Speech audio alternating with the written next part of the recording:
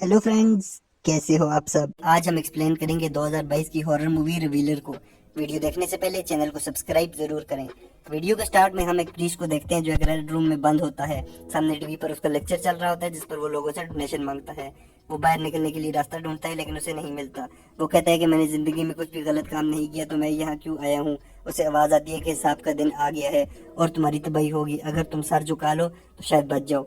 इसके बाद next scene में हम एंजी को देखते हैं जो एक फोन बूथ से कॉल मिलाती है और सामने चर्च के लोग प्रोटेस्ट कर रहे होते हैं। वो फोन पर किसी को डेविड के बारे में बताती है और उसी टाइम बूथ के बाहर सैली आती है और एंजी को कहती है कि अपने गलत काम छोड़ दो वरना तुम पर अजाब आएगा और तुम जहन्नम में जाओगी। एंजी उस पर तवज्जो नहीं देती और बाहर आती है। सैली उससे कहती है कि तुम हमारे मर्दों को अपने बूथ में खराब कर रही हो, तुम एक स्टेपर हो और शैतान ने तुम्हें खराब कर दिया है। एंजी कहती है कि तुम्हारे प्रोटेस्ट को मीडिया कवरेज नहीं मिल रही तो मेरे साथ आओ, मैं तुम्हें नया काम ढूंढ के देती हूँ। सैली गुस्से से कहती है कि तुम एक खराब औरत हो, निकल जाओ यहाँ से। सैली क्लब में जाती है, रे मैनेजर होता है और उसे कहती है कि आज मैं एक्स्ट्रा शिफ्ट लगाऊंगी। वो कहता है तुम बहुत गुस्से वाली हो, लोगों को नर्म लड़कियां पसंद है, इसलिए कस्टमर के सामने आराम से बात किया करो। एंजी कहती है मैं ऐसी ही हूँ।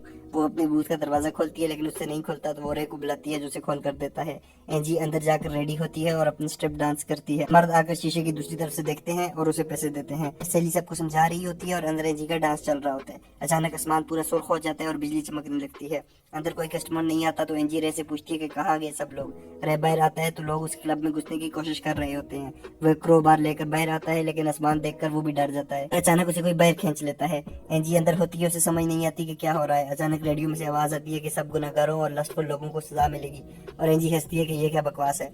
फिर रे अंदर आता है लेकिन वो एक तरह का ज़ोंबी बना होता है। एंजी उससे पूछती है कि तुम ठीक तो हो और वो नीचे गिर जाता है।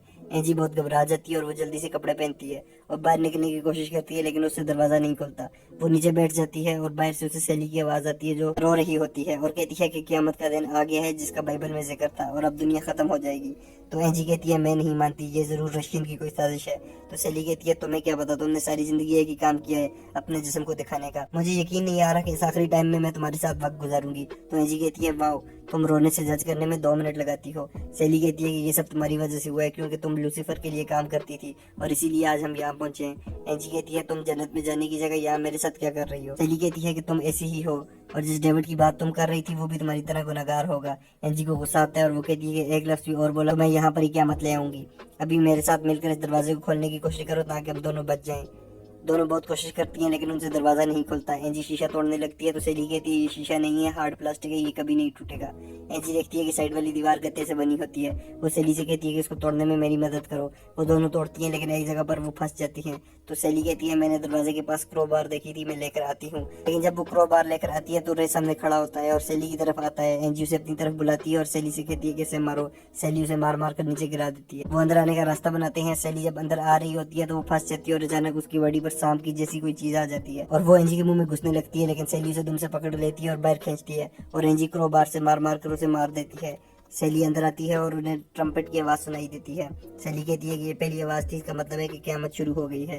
एंजी कहती है कि इन बातों का टाइम नहीं है, यहाँ पर एक अंडरग्राउंड रास्ता था जो जरूर हमें बाहर निकलने में मदद देगा। दोनों मिलकर फ्लोर खोलने की कोशिश करते हैं लेकिन वो नहीं खोल रहे। इसी टाइम दूसरे ट्रम्पेट की आवाज आती है और सैली कहती है कि सारे पहाड़ अब टूट जाएंगे। क्या तुम्हें अब भी यकीन नहीं आ रहा कि जहन्नम तुम्हारे लिए तैयार है और तुम्हारे डेविड के लिए भी। वो क्या है, एक ड्रग एडिक्ट, वुमेन अब्यूजर, क्या करता क्या है वो। तो एंजी को गुस्सा आ जाता है और वो उसकी लड़कियों वाली जगह पर एक पंच मारती है और कहती है अब दोबारा काम पर लग जाओ। अब वो दोबारा फ्लोर तोड़ने लगते हैं लेकिन एंजी को एक बच्ची की आवाज सुनाई देती है और वो कहती है कि डेविड मुझे बुला रहा है। लेकिन जैसे वो शीशे के पास पहुंचती है तो सामने एक शैतान खड़ा होता है। वो कहता है कि अशमदई के सामने झुको। तो सैली पर्दा आगे कर देती है और एंजी से कहती है कि अशमदई आ गया है जो जहन्नम का मालिक है। अशमदई सबको जज करता है और लोगों को जहन्नम में भेजता है। एंजी कहती है मैं किसी की जजमेंट नहीं मानती और वो फ्लोर खोलते हैं। सैली उससे नीचे उतरती और जब एंजी उतर रही होती है तो वो क्रोबार उठाने की कोशिश करती है तो अशमदई वहां आ जाता है लेकिन एंजी नीचे उतर जाती है और दोनों को आवाज आती है कि तुम दोनों का हिसाब मैं लूंगा। वो दोनों टनल में आगे जाती हैं। उसी टाइम तीसरा ट्रम्पेट बोलता है और सैली कहती है दुनिया का सारा पानी जहरीला हो गया है, अब जो भी पिएगा वो मर जाएगा।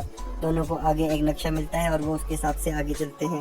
सैली पूछती है कि डेविड कौन है तो एंजी कहती है मेरे भाई का बेटा है जो सिर्फ 12 साल का है और मेरे भाई के मरने के बाद मैंने उसे संभाला है। सैली उससे सॉरी करती है कि उसने डेविड के बारे में ऐसा कहा। तो एंजी कहती है कोई बात नहीं, सारी दुनिया मुझे जज करती है, मुझे परवाह नहीं। दोनों आगे जाते हैं और आगे 2 रास्ते होते हैं।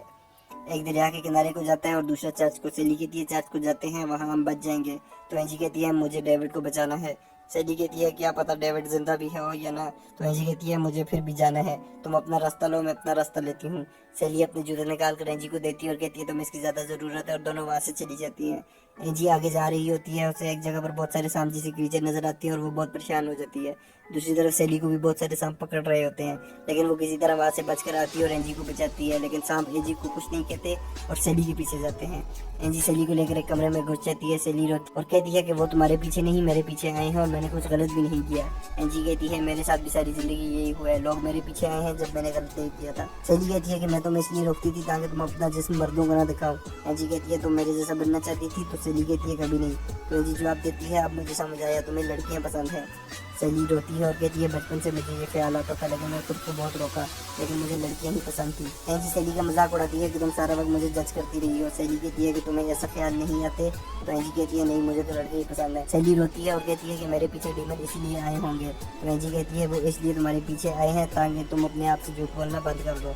वहाँ एशमदाई आता है और दोनों को पकड़ लेता है। एंजी अचानक रेड रूम में पहुंच जाती है जहाँ से सैली की आवाज़ आ रही होती है। वो कहती है कि तुम हमें देखना चाहते हो, लेकिन सैली ने कुछ गलत नहीं किया, उसे लड़कियां पसंद है तो क्या हुआ, उसने मुझे जज किया लेकिन इसलिए कि मैं उसे पसंद थी। गलत तुम्हारी बुक है जो बहुत पुरानी है और अब नया जमाना आ गया है। एंजी वापस उसी जगह पर आ जाती है जहाँ पर एशमदाई ने सैली को पकड़ा होता है। वो क्रोबार से उसे मारती है और सैली नीचे गिर जाती है। एशमदाई एंजी को पकड़ लेता है और मारने वाला होता है, तो सैली वहाँ पर आकर उसका गला काट देती है। एंजी हंसती है और सैली से कहती है कि तुम तो डीमन स्लेयर बन गई हो। सैली कहती है कि मैंने तुम्हें उस रूम में जज नहीं किया, तो एंजी कहती है मैंने भी नहीं। दोनों आगे जाते हैं और वहाँ चर्च का दरवाजा होता है, दोनों उससे अंदर चले जाते हैं। इसके बाद हम सिटी का ओवरव्यू देखते हैं जहाँ पर हर जगह क़यामत आई होती है और मूवी खत्म हो जाती है। ये मूवी आपको कैसी लगी हमें कमेंट करके ज़रूर बताएं। वीडियो को लाइक करें। Thanks for watching, please subscribe.